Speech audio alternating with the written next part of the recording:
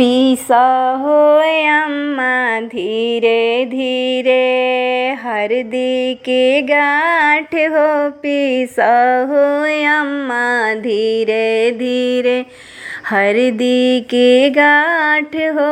पीसा हो अम्मा धीरे धीरे पहली हरदिया पंडित जी चढ़ाई हैं। पहली हरदिया पंडित जी चढ़ाई हैं।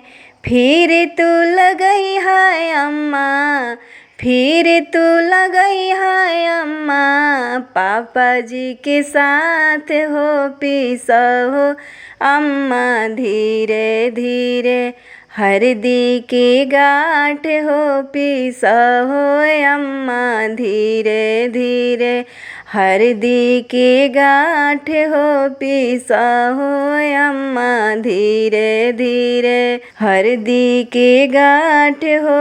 दूसरी हरदिया चाची चाचा जी चढ़ाई हैं। दूसरी हरदिया चाची चाचा जी चढ़ाई हैं। फिर तू लगई हा भाभी, फिर तू लगई हा भाभी भैया के साथ हो। पीसा हो अम्मा धीरे धीरे हरदी के गांठ हो।